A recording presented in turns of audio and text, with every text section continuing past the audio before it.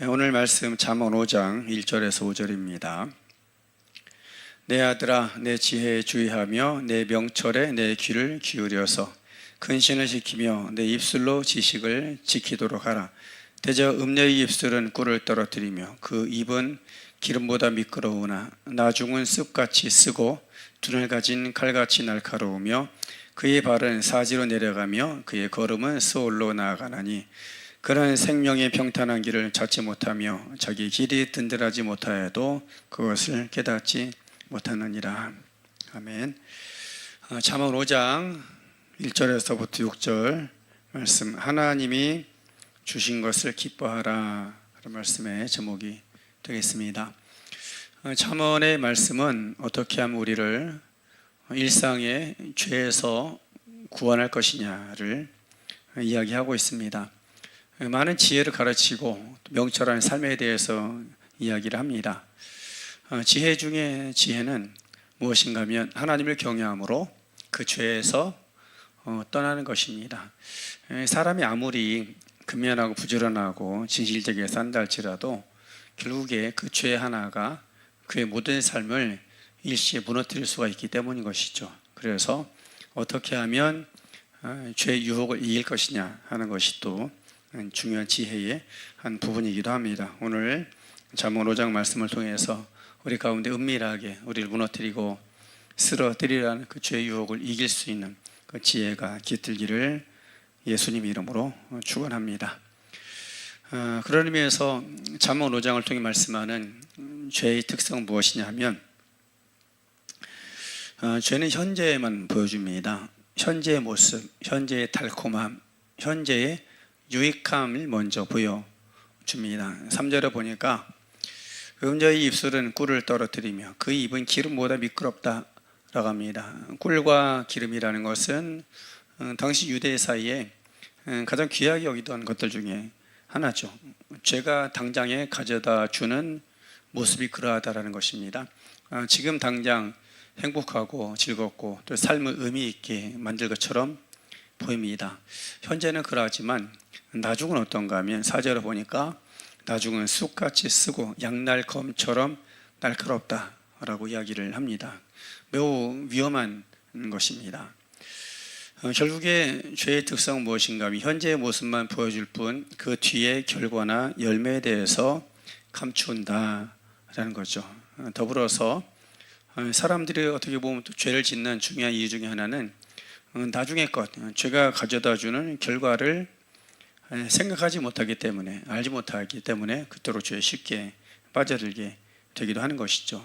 그리고 더 놀랍고 두려운 것은 죄의 대가라는 것은 상상보다 훨씬 크다라는 것입니다. 우리는 스스로 생각하기에 사소한 죄, 아무것도 아닌 것으로 여길 수가 있습니다. 그런데 그 사소한 것이 또 사소해 보이는 죄가 사소한 열매를 가져다 주는 게 아니라는 것입니다.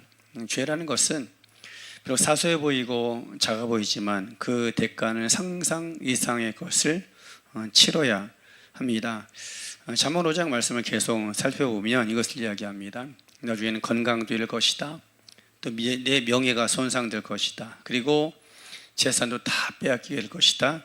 가정도 무너지고 모든 것을 다 잃어버리게 된다는 것입니다. 말하자면 죄의 결과는 우리 삶 속에 어느 한 가지만 빼앗아가는 것이 아니라 그 인생 전체를 송두리째 무너뜨리는 그런 권능을 가지고 있다라는 것입니다. 그래서 우리가 죄가 가지고 있는 그 특성이 어떠하며 그 열매, 그 결과가 어떤 것인지에 대해서 잘 인식하고 살아가는 것이 또 그리스도인의 지혜인 줄로 믿습니다.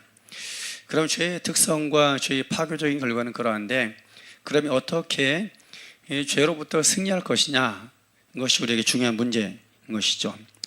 잠언 5장에서는 우리에게 간단하게 이렇게 얘기를 합니다. 하나님이 주신 것을 기뻐하라 하는 것입니다.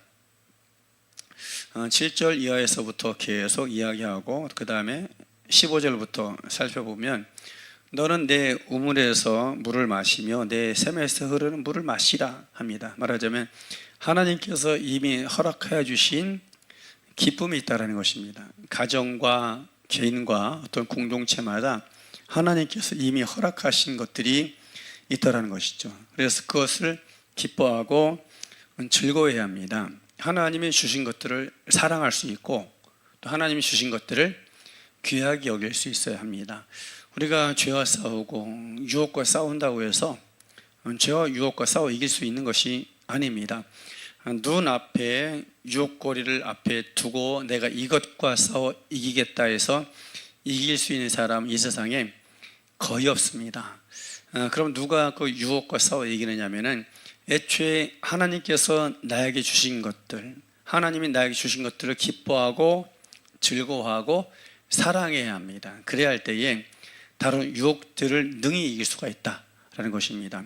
유혹과 싸워 승리함이 아니라 하나님이 나에게 이미 주신 것들을 기뻐하고 소중히 여기고 또 즐거워할 수 있어야 합니다. 그래야 할 때 능히 어떤 유혹이라도 이길 수 있는 그런 삶을 살아갈 수 있게 되는 것이죠.